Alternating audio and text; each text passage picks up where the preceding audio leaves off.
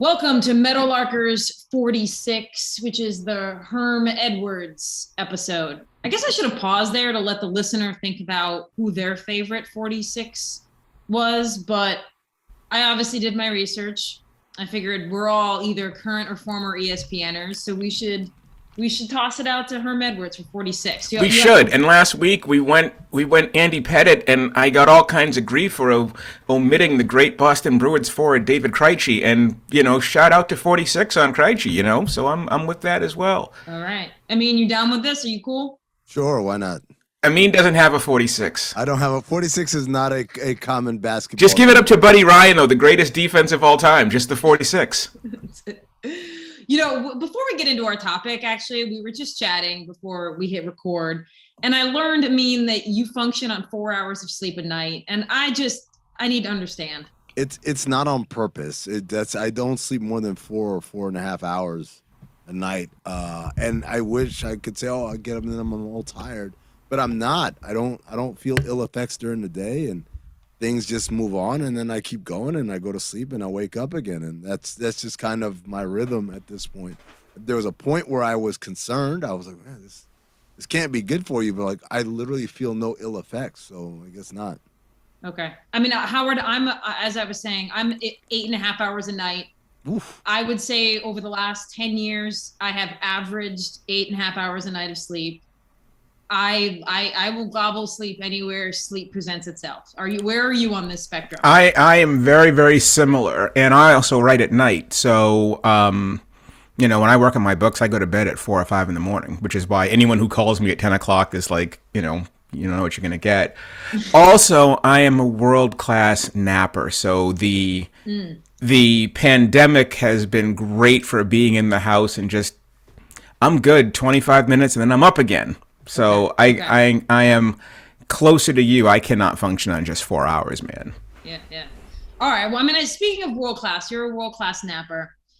To introduce our topic today, there was a lot of world-class artists and rock and roll bands and all kinds of acts that were teed up for the topic of this week, Meadowlarkers 46. And that was at Woodstock 99. Now, I am the motivator behind doing this topic here today. I watched specifically the doc on Netflix, Woodstock 99, 3-part doc. There's also a doc about Woodstock 99 on HBO.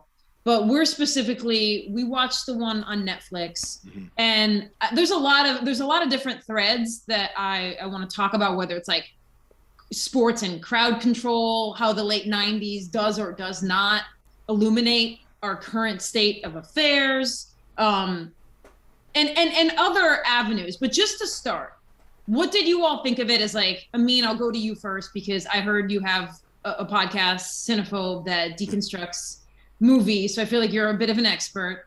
What did you think of the doc? Well, first of all, it was just a wonderful time capsule, because as I'm watching these old gray faces on the television screen saying, I was at Woodstock 99, and I'm like, wow, yeah. Well, tell us, old timer, what was it like? It's like, well, I was 19 at the time. I was like, holy shit, I'm older than you are? This is my generation. These people that were I was in college. This was the target demographic. And I remember it happening. I remember the complaints on day one were about the price gouging. I remember about the soulless corporate nature and how it was so different from what the original Woodstock was about and what it was like. And then I remember the chaos afterwards. It just, I don't know, somehow in the fog of time, it became something that happened to older people as opposed to, no, these were people who were exactly my age. And it's, the lack of control that was happening there, it was both shocking, and then it immediately made me think of every event I go to now, whether it's sporting events or concerts or whatever, and say, is it really that different? Thought about the NBA playoffs, where we kept having protesters glue themselves to the floor and chain themselves to the stanchion, and I'm like, well, that happens because really in a room full of 20,000 people, how can you ever stop someone from getting so far? Maybe not doing ultimately what they wanted to do, but getting close enough, and it's very thought provoking for sure for me. I don't know, Howard, you're slightly older than I am, so I don't know from your perspective what you remember of it from the time, and what this evoked inside you watching this documentary. Well, I actually thought it was all kind of fascinating for a couple of reasons. One, I never even knew it existed. I was like, okay, what, 99? I was 30. And I was on the beat my second year covering baseball. I'm not a concert person anyway. I hate people and crowds and shit. And it's not my thing, right? I mean, it really isn't. I don't go to concerts, and the only reason I cover sporting events is because there's a press box. I mean, I don't like being around that many people.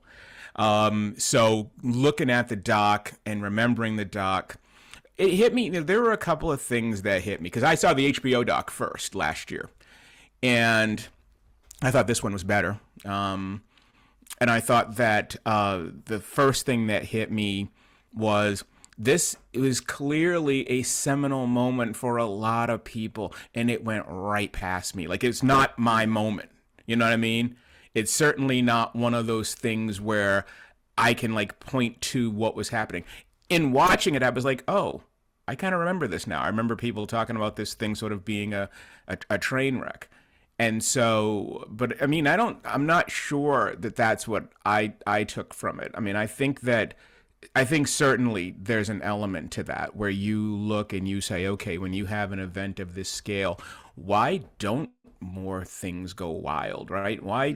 It's sort of a testament to the traditions and culture and civility that you don't have people go as crazy as they can go. What I took from the doc really was two things. The first thing was the abject cynicism of the time. This is a money-making venture. This is the first template of this whole thing. We are here to make a ton of money. And the second thing that I took from it was absolutely the mood. I think whenever you do a documentary, whenever you're trying to tell a story, whether you're writing a book, whether you're doing a story or doing a doc, you are looking for moments. And Kate, I'll throw this over to you. You're looking for moments that transcend culture. Sometimes you pull it off and you go, yeah, this was a seminal moment that really did reflect the times, and now we can look back at this. And there are other times when people throw names and dates and whatnot out there, and it doesn't really represent the culture. It doesn't really say a whole lot. There just happened to be, in 1957, a loaf of bread was 75 cents. Okay, so what? What about that? And so for this one, I thought that it did succeed in tapping into a certain type of musical anger that ran completely counter to the idea of Woodstock. And also, let's not completely romanticize Woodstock, which was 3 days of a mess. If you go, depending on the type of Woodstock literature you read from '69, that place was a disaster as well, because it rained for a couple days up there and everything else. So the thing that I really took from it was this reflective of one of those historical intersections? Yeah.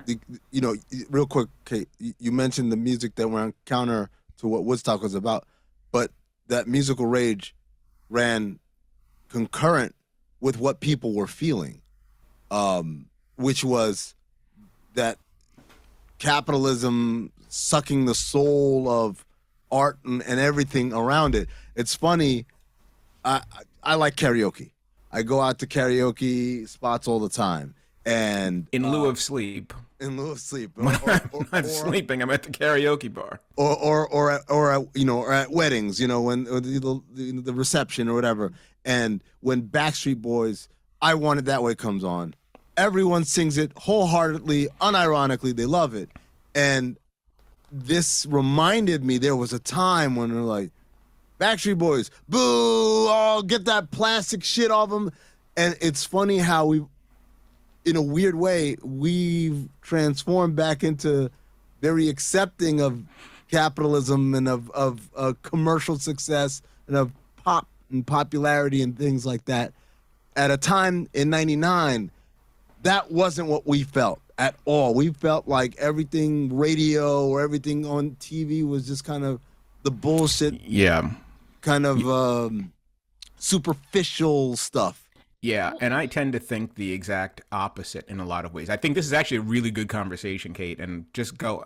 I'll come play on after you. Yeah. Go ahead. Well, it's hard because I'm like, this Woodstock 99 was my generation to a T. I don't know what percentage of people were high school seniors that went there, but probably a pretty high percentage.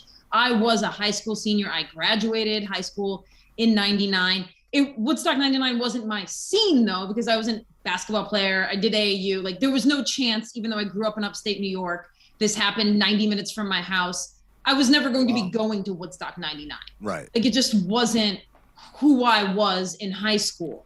But it was, watching this doc was a window into insight that I didn't have at the time that has started to reveal itself. And that, by that I mean, like I grew up, as the doc mentioned, they only mentioned American Pie. But like a bunch of films that I loved, one in particular, like Miss Congeniality, for example. Yeah. Thought it was amazing, thought it was funny. Not surprising when you rewatch it, why I had a lot of like misogyny that I myself exhibited. Like, because all of the things of that period, and then you look at Woodstock 99 and the behavior, and you're like, oh, that explains why up until 2008, if the Giants didn't play well, or if I wanted to disparage the Cowboys, I'd call them the Cowgirls. Like things I was saying up until like 10 years ago. It feels like it has its roots. Like seeing my upbringing and my high school cohorts reflected back at me did not surprise me why I had behavior patterns that I did. But Amin, you bring up like a little, like I have some disconnect between believing the late 90s was us rejecting the NSYNCs, the Backstreet Boys, because that was maybe one crowd that was happening. Yeah. But it certainly wasn't my experience of the late 90s as someone who got the Backstreet Boys CD for a graduation gift. Well, I'm sorry. So I'll give you a great example. Do you remember what Sprite's campaign was during the 90s? No. Image is nothing, thirst is everything, obey your thirst.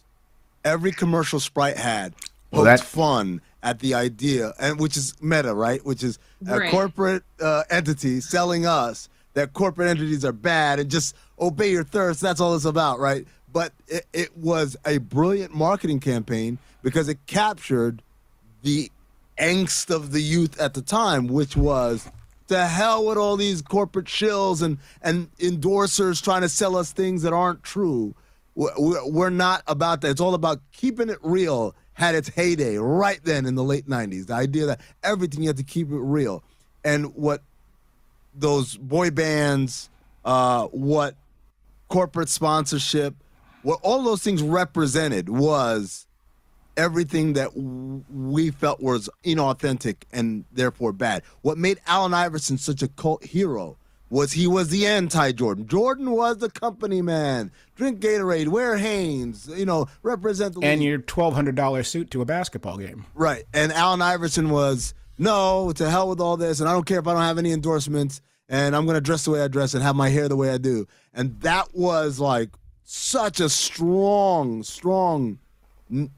resonation with people of my age and then the group. Corporations took care of that. They're like, we can profit off of the anti-establishment as well. And I look at it this way because, like I said, I was 30 in 1999, and I was grown up, and so I was a professional traveler and covering baseball and doing something totally different. But I was also living in California as a 30-year-old, and living in San Francisco. You're in the middle of the .com boom and bust. Yeah. And if there's nothing anti-capitalist about that. We were living in a time during that period which is happening now in the pandemic. Where, is it similar? Very. It was a similar vibe as to now of like the .com. Well, the pandemic, what you've seen in the pandemic is a bunch of people, rich people making their move. Mm-hmm.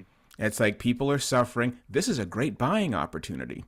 And you see, look at what's happening in real estate. Look at what's happening in real estate around the country. Look at New York. Look at all these other places where people are coming in. When I was in San Francisco during that time period, you would go look at an apartment and the rent was like $1,200 a month, right? Or $1,500 a month. And some .comer would come in and say, I'll give you $4,000 if you take it off the market. That type of shit, right? I mean, this is the type of stuff that's happening now, because now that people don't have to be in their offices anymore, New York and California money goes a long way in Massachusetts, and goes a long way in New Mexico, and goes a long way in Taos and Portland and every other place. And so all of this sort of counterculture, anti-establishment, that, attitudes that may have been taking place for kids who were younger, in your early 20s or in your teens, that wasn't the case as when, at my age. And so, but you could also feel it in the music. I mean, obviously, the 90s grunge is that whole type of, there is a sentiment there.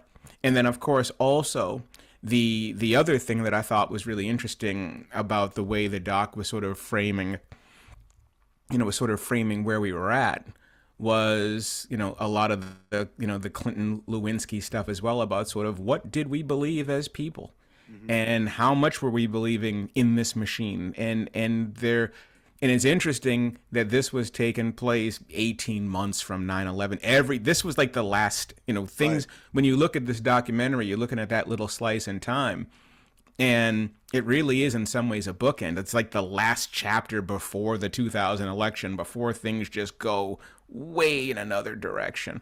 But I thought that for me, what I took two things really from it mostly. One was just the comparison to Woodstock in general.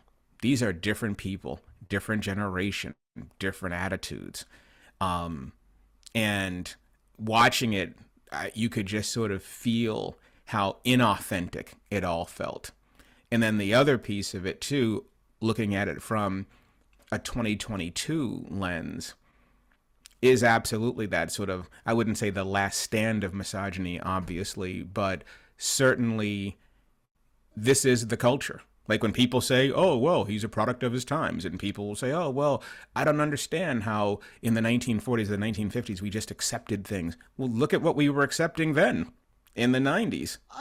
This is the part where I think I'm going to push back a little bit in terms of, I don't think it was accepted, right? It happened. I don't think. I think it was. It was very much accepted. I mean, I didn't even, some of the things that, the groping? The movies, the groping, like the outright sexual assault that was happening. I don't think any of that was accepted. It happened. And I'm not saying it was rare. It was commonplace, but I don't think it was accepted. It was still something done kind of behind. It's damn near accepted now. Yeah, I mean, the same way, I guess, is what I'm trying to say. It's not like back then you could just grab a girl on her tits and say, hey, it's Woodstock. And people were like, well, that's Woodstock. And you would go home, everything was all right. It was a crazy event where I don't think the rules or what happened there is indicative of what life was like in 1999, where you could just walk up to people and molest them without any sort of repercussion or anything. It's more about what kind of like the catcalling, the jeering, the intense broy behavior and all that stuff. That's the stuff that I think was, that's very much of the time, and that was accepted and that's what comes with it. Yeah.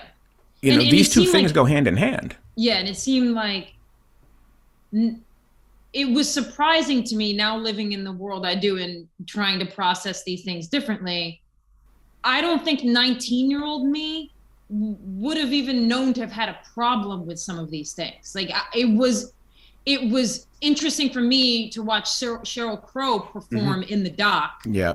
And then, people catcalling and like, show us your tits, right, repeatedly. And I imagined myself in 1999 probably thinking what a lot of the 19-year-olds there would have been thinking, which is, what's the big deal? What, like, not understanding the progression of how this behavior manifests and being so indoctrinated into it. Whereas like now, if I went to a show and somebody was yelling that out, I would immediately I would think differently about how I wanted to react to it. And I think I also, like, I don't know if I'm making too big of a leap, and I wanted to know what you guys thought.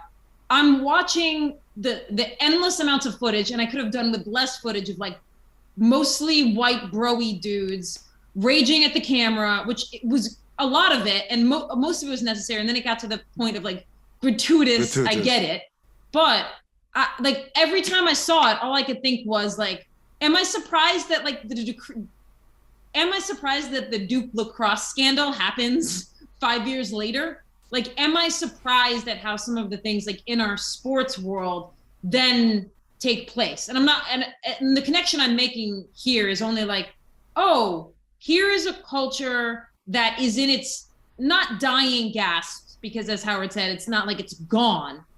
But then we have this like Duke lacrosse scandal where we're trying to overcorrect for this behavior that we've seen. I couldn't help but get those two out of my mind. Yeah, I think, Kate, when you're watching this, especially, I mean, for me watching it, you can see, it reminded me of the 1950s, right? In some ways, that if you follow the history of the 1950s and, you know, the man in the gray flannel suit and this very, very stiff post-war decade of prosperity, where now you've got the GI Bill and everybody can go buy a house, and it's a very, very antiseptic. It's considered to be a very antiseptic decade, a very repressed decade, anti-communism, all of these different things where you were supposed to conform. Eventually, that's gonna explode. And then it explodes into the 1960s. And so you watch this, and you see this bro culture. And when I was watching it, what I felt more than anything else was, this is another example of who gets to tell your stories, right? The person behind the camera was probably the person in front of the camera as well. They weren't that different, which is why you gravitated toward those images. What gets shown, what gets emphasized. And so seeing this and seeing the whole body surfing in the mosh pit and the whole thing, and, you know, the groping on the bodies and all of that, eventually at some point, there was going to be an explosion in the other direction where women were going to, enough of this shit, right? It took 20 more years, but eventually it was heading in this direction. How long can you have an American Pie society, right? Before the people who are the objects of this are like, enough. And so watching it, the first thing I looked at was, all right, how many black people were actually at this thing? I'm like, Wyclef. I mean, exactly. I saw Wyclef doing his Jimi Hendrix thing, and you saw a one or two smattering of black people there, and it, you know, to be honest, in watching it, I was like, this is why I avoid crowds. This is why, I mean, this thing is a tinderbox. And growing up, you know, where I grew up, you know, being black in those crowds, I was like, okay, as the alcohol starts flowing, the racial slurs are soon to follow, and I'm getting the fuck out of here, right? I mean, this was exactly, watching that, I was like, yeah, this thing has the potential to go completely sideways. In addition to me never using a porta potty as well, like, it's just not my scene, right? I mean, just that whole thing was just not my scene, but it was also looking at that, and you know that whenever you get people in a group, people are waiting for something to go wild, so they all have license to just lose it, right? Everyone, I mean, it's like the Malice at the Palace or something. Everyone's waiting for one thing to push it so we can all just lose it. And, you know, you start adding drugs and adding the alcohol and adding all that stuff and adding being teenagers in there. Like, what was the other girl in there saying? I was 14. You doing that? You're a 14-year-old in that? And you add 250,000 people to this? And I guess that's the part that, for me, reverts back to, man, we have an illusion of control whenever we go to any one of these events. We have an illusion of order and structure. Because if, you know, the Malice is a great example. If shit wants to go sideways, man, it's going to go sideways, and there's nothing you can do about it. I think about this all the time when I'm driving on the freeway. I always have this thought, this whole thing works because we're all assuming everyone here just wants to get from point A to point B, driving at 70 miles an hour in this straight line.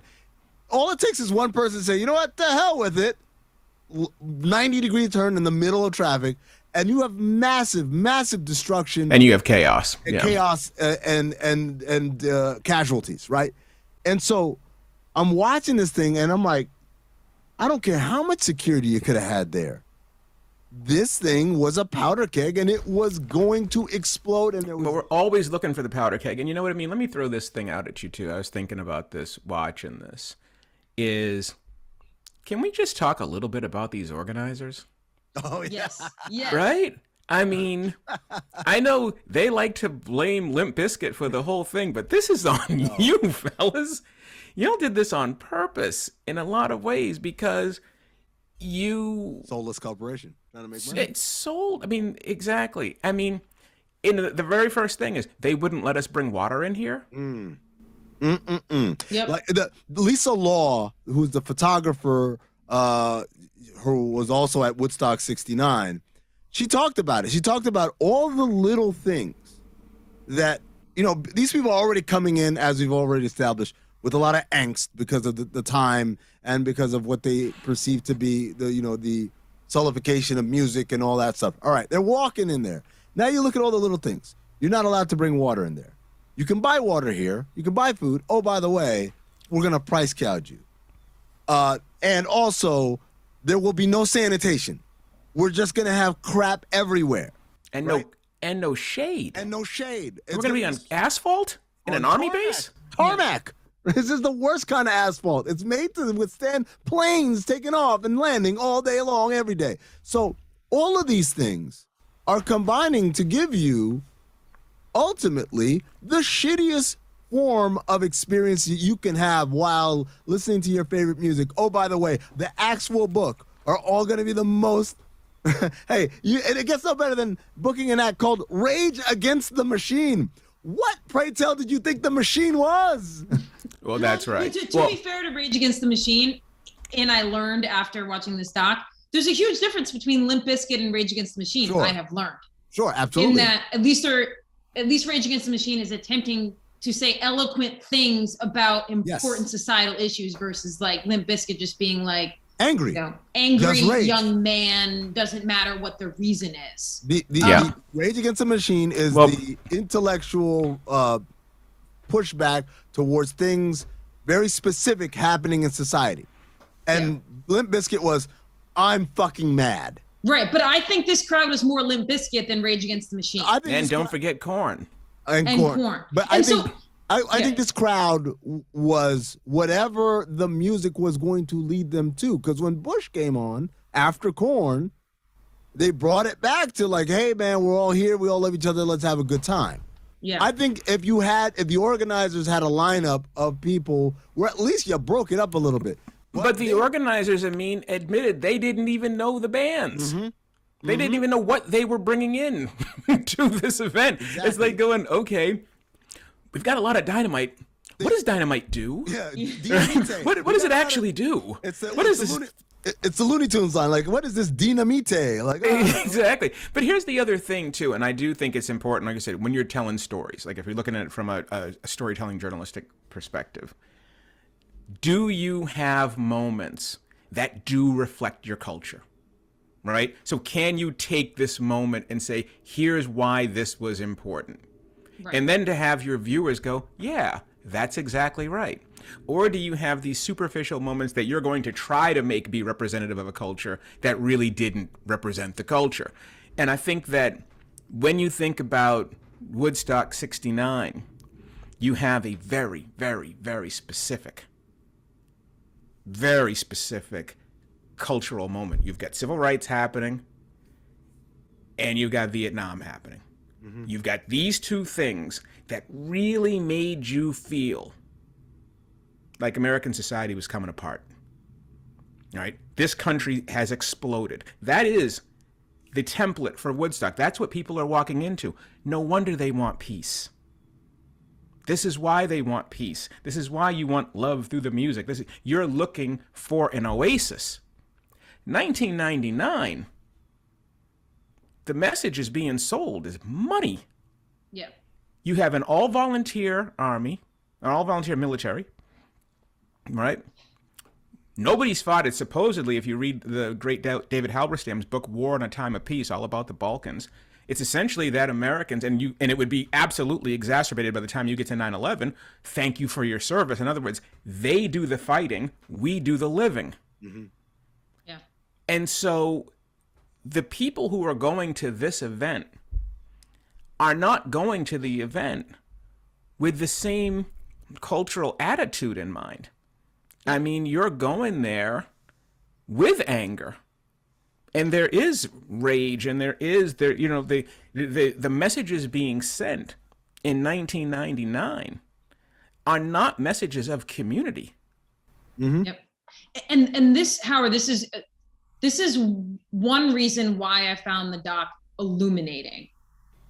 Is, to your point, 99 had no legitimate reason for happening in 99 the way 69, except it was an anniversary. That's it. It's the 30th anniversary. Except that. And then what they try to do is they try to shoehorn in Columbine had just happened. Mm-hmm. And so we think kids are going to be about guns and gun rights and gun laws and, you know, mass casualty events. Like, we are going to tell them that this is what matters right now in 99, which, as someone who, again, was a high school senior, remember watching Columbine, don't remember thinking as a 19-year-old, oh, my belief system is affected in this way. It was just pure processing, the way I remember it as a high school. No, I remember exactly. I remember watching Columbine. I was in Cleveland. The A's were, yeah. Mm-hmm. And so the point I'm making is, like, so when you pull back, what is actually happening at Woodstock 99 is the organizers have decided that in order to put an altruistic sheen on this event, we're going to pick a moment. Pretend that this is about Columbine and gun rights, which to me is, again, we had like 9/11 happens after this, and Amin's talking about Sprite and, you know, image is nothing, thirst is everything. We have the .com bust. But then we've built it back up through social media. It's not the corporations still do it, but now we are still in this place where on social media, you'll go on and pretty much most of what you'll see is people trying to make money wrapped in some fake altruistic idea. You're trying to pick a moment to give you some sort of sheen when actually you're just here to make money. Yes. So the Michael, there's two organizers. There's Michael Lang and there's John Scher. Michael Lang was the organizer of the original Woodstock, and he's the one that was kind of moved by Columbine and felt like we needed another Woodstock. Says he was moved by it, right. Says that was the motivation, right? John Scher was the concert promoter, the guy who is more of a business type and stuff. He's the one that booked the acts because Michael Lang says, yeah, I said I okayed it because I didn't know who any of these acts were. In reality, what I would say is, this thing was a confluence of old people who didn't know what they were doing, right? Because we got the younger guy, or he was, I can't remember what his name was, but he was one of the people who worked on it, and he said, I remember being in the room and raising my hand, says, you don't want to do this, and everyone looked at him and said, shut up. So it was to just to interrupt. Uh-huh. I liked that little aside, but also he raised his hand like 2 days before the event, right? Sure. Yep. And it's like, well, bro, it's done. The moment now. the horse is out of the barn. Yeah. so it is. I don't think it was wholly cynical. I think the John Scher definitely was like, because they had done it in '94 for the 25th anniversary, and it was a complete wash. Right? They didn't make any money because it was so unorganized and people were getting in for free and stuff.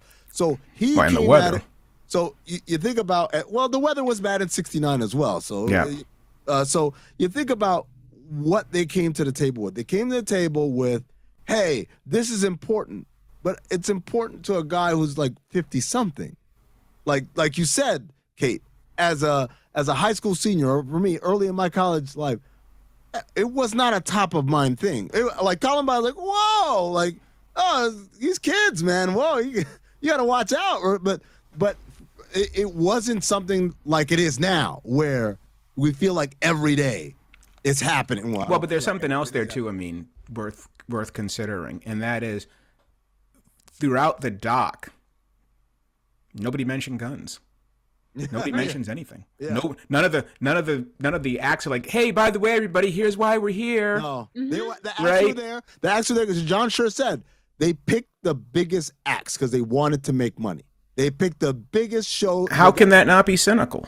Of course, it's cynical. It is. It's absolutely cynical. It's absolutely cynical. So yeah, and so you're essentially, to Kate's point as well, you have created an event with no unifying theme. So if you have an event with no unifying theme, why would you think that the event goers would be unified? Everyone's going there for their own reasons, and they are going to reflect the type of bands. If that, if your Woodstock '99 has the bands of the Lilith Fair, it doesn't pop off like that. It's a totally different. It's a different environment, and so you create what you've intended to create, even if it was unintentional. Like, I didn't expect this place to go as wild as it did. I mean, and it's true. Rage Against the Machine is much closer to a Public Enemy than it is a Limp Bizkit, right? There are specific things about this society that we're telling you, we need you to get involved in and change, not let's just go smash some windows. Right. Well, so one of the key things, and listeners will feel this if they watch the doc, that you're processing throughout is you've got the organizers clearly wanting to continue to live by the myth that it was just a handful of people. That's the other thing. The rotten apple, the quote unquote rotten apple theory, and that they never even intimated that any of their decisions along the way to charge $4 for a bottle of water, to have no shade, to prevent people from bringing in water. Yeah. They took no responsibility for that. Yes. Yeah. And so the question, like, I think you're left with when you're watching is, where do you assign the blame?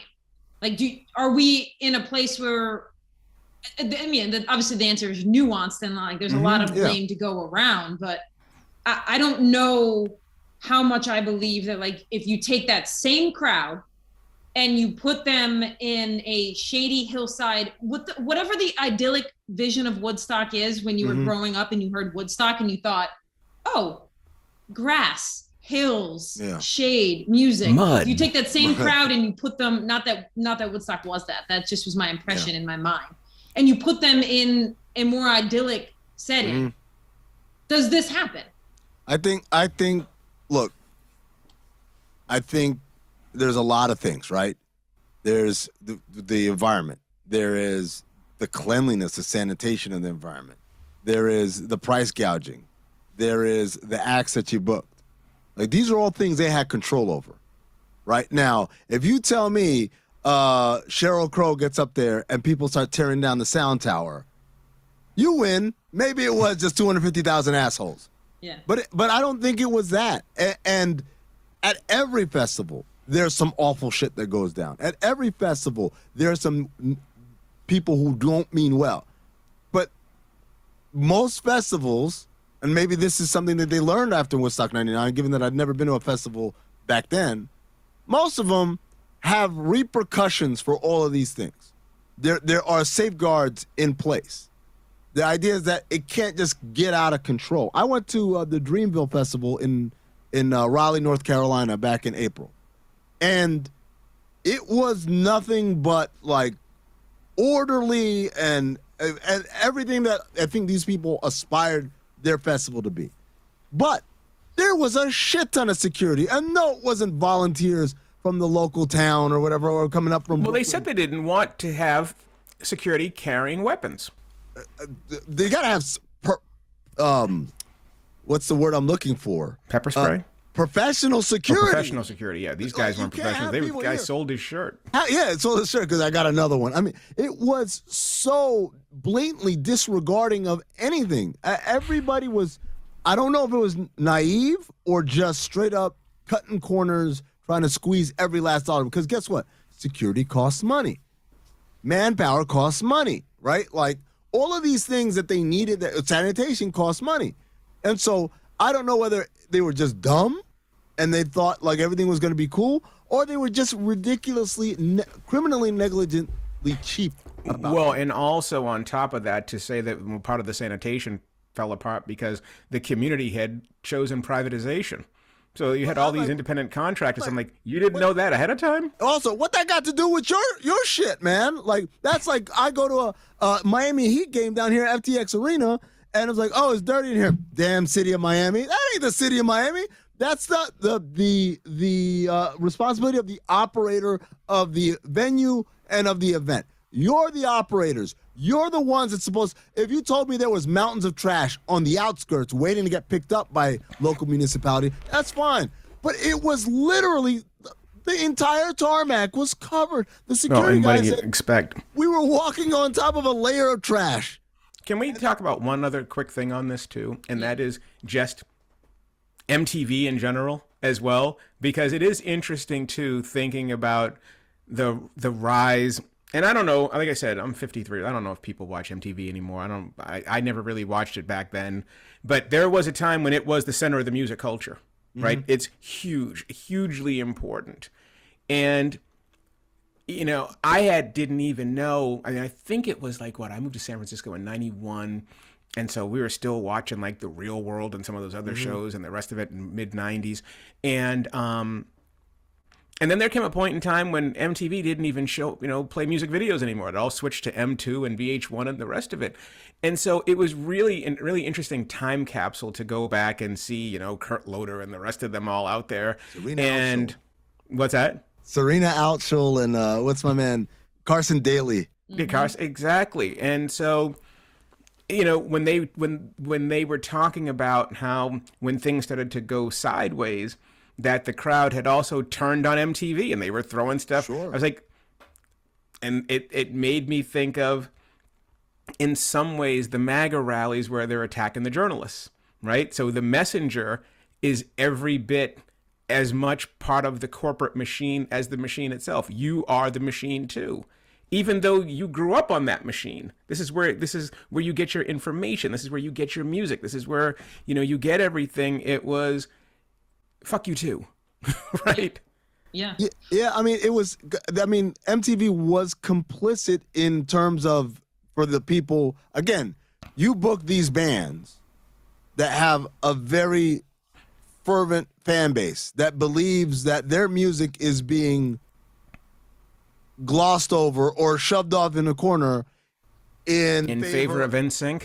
Of NSYNC and Backstreet Boys and Britney Spears and Christina Aguilera and all of these acts that came bum, bum, bum, bum, they all blew up right around the same time. And MTV went all chips in the middle of the table on this, right? So what they brought up Carson Daly, they brought up TRL, right? Which was Total Request Live. This, if you want to talk about the last stand, this might have been the last stand of MTV being in the music business, as opposed to reality shows and all the other stuff they've turned ridiculousness all day, every day. Forever, right? It was that. It's like I said. If the concert. So, Kate, earlier you said if this was in an idyllic background, would have been different. I'll give you an example. If the acts were NSYNC, Backstreet Boys, Britney Spears, Christina Aguilera, Mandy Moore, do you think we would have seen what happened out there? Well, there wouldn't have been a documentary. It would have been a different audience. Yeah, it would have been a different audience. First and foremost, that's what I'm saying. A completely different audience, right? Yeah. An audience that doesn't walk in, perhaps, like with pent-up anger and aggression and thinking that everything is, quote-unquote, against them or whatever. Well, you also get something else, too. When you talk about the audience, you also get something else with those types of bands. You get parents. Because those are pop bands. You get parents. You get...